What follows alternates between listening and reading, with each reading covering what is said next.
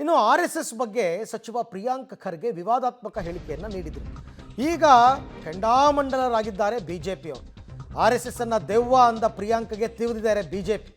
ಪ್ರಿಯಾಂಕ್ ಖರ್ಗೆಗೆ ಪೆಡಂಭೂತ ಅಂತ BJP post ಹಾಕಿ, ಎಕ್ಸ್ನಲ್ಲಿ post ಹಾಕಿ BJP ತಿರುಗೇಟನ್ನು ಕೊಟ್ಟಿರ್ತಕ್ಕಂಥದ್ದು. ಕಲ್ಯಾಣ ಕರ್ನಾಟಕ ಅಭಿವೃದ್ಧಿಗೆ ಅಡ್ಡಲಾದ ಪೆಡಂಭೂತ ಯಾರು ಅಂತ ಗೊತ್ತಿದೆ.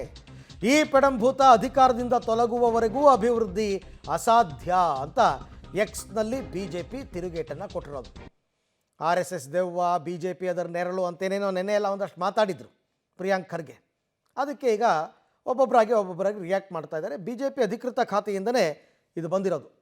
ಪ್ರಿಯಾಂಕ್ ಖರ್ಗೆ ಒಬ್ಬ ಪೆಡಂಭೂತ, ಕಲ್ಯಾಣ ಕರ್ನಾಟಕದ ಅಭಿವೃದ್ಧಿಗೆ ಅಡ್ಡಗಾಲಾಗಿರುವಂತಹ ಪೆಡಂಭೂತ ಅಂತ ಅವರು ಈಗ ಪ್ರಿಯಾಂಕ್ ಖರ್ಗೆ ವಿರುದ್ಧ ಮಾತನಾಡಿ ಎಕ್ಸಲ್ಲಿ ಹಾಕಿರ್ತಕ್ಕಂಥದ್ದು. ಪಕ್ಷದ ವತಿಯಿಂದ ಎಕ್ಸ್ನಲ್ಲಿ ಪೋಸ್ಟರ್ ಹಾಕಿ ಬಿಜೆಪಿ ತಿರುಗೇಟನ್ನು ಕೊಟ್ಟಿದೆ ಪ್ರಿಯಾಂಕ್ ಖರ್ಗೆಗೆ.